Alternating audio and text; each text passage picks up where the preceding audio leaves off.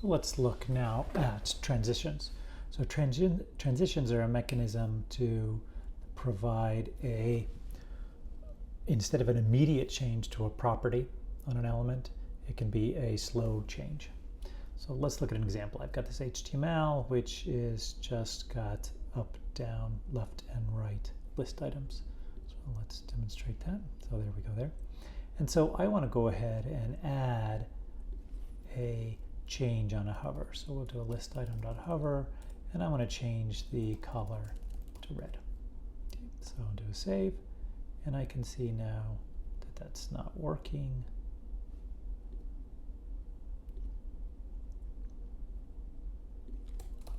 Because I needed to have a colon there. So you can see now I can, as I hover over each of these, I am changing the color. Now, the purpose of doing this transition is usually for some sort of an animation. Like you may want to have, let's say you have some sort of a delete where you could delete this second element here. Okay, well, rather than just having it disappear immediately and it just saying up, left, and right, you might want to slowly show a transition. So you might want it to shrink, you might want the things below it to scroll up, something like that, but that's kind of the idea of how we can do these transitions. So I'm going to go ahead and for the list item, specify a transition, right? So basically what I'm going to do is specify that I want to transition on the color, okay? And I want it to transition for the desired length of time, so the desired number of seconds. Let's just make it slow for right now. Let's say 2 seconds. You also have the opportunity to specify a function that adjusts so whether the color is applied or the property element is applied smoothly or whether it changes over time. But I'm going to just leave this at this. So let's try that. And now when we look, we see that it becomes red over time and it goes back to black over time. So slowly kind of fades into red and fades out from red.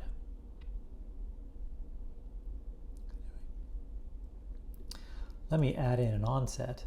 So this onset says the delay before the transition starts. So we can see I have about a 1.5 seconds where it stays and then will change.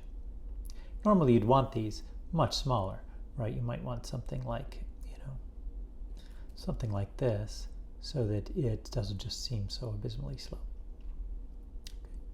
Let's say I want to change not only the color, I want to change the font size. Okay, so I'm going to change the font size to really small, let's say 3 point.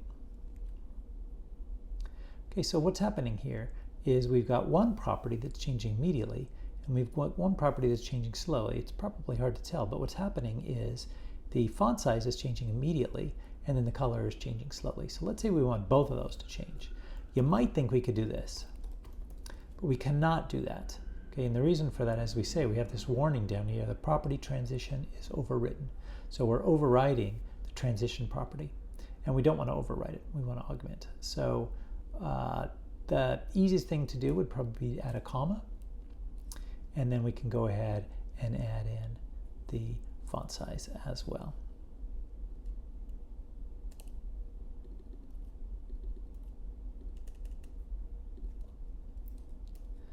So now, let's go ahead and make that a little slower. So again, this is 2 seconds, and we'll have a delay of 0.3. So now it is both becoming smaller and changing size. I can add another one. Let's say the opacity. I want to make it to be not opaque at all, so transparent.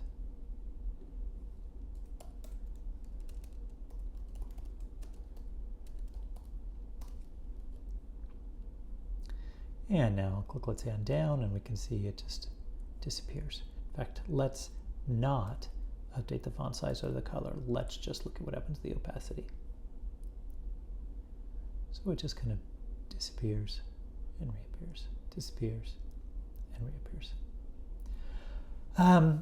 if we have a variety of properties, all of which we want to share the same transition values in terms of the duration and the delay, then one way we can do it is we can go ahead and say, let's just copy this, and we can say we want to do this for all properties. We want to just share it's a 2-second duration and a 0.3-second onset. And then what we can do is we can say, okay, the transition property specifies what the properties are. So the properties are going to be color, font size, and opacity. So now we're not overwriting, right? Where we have a single transition property, and we also have a transition property. Okay. And so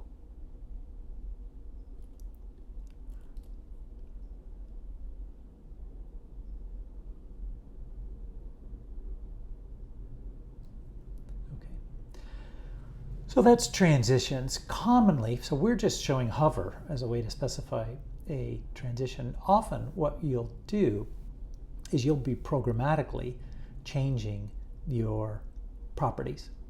Okay, so you might have, the user clicks on a button and that may be a delete button, and so that's going to change some properties of something else, or they're going to click on something else. And so interactions with your web page will cause changes in properties, and that's how then this transition can be easily used. There are something called animations as well, which are similar but provide you somewhat more flexibility. So in a transition, you have kind of a specified what you're going from and what you're going to. An animation allows you to actually add keyframes along the way. So you could, for instance, go from red to yellow to green and finally end up as blue. That could be one single animation over a specified time period. So you could see that movement in color, right? Or you could move something on the screen, for example,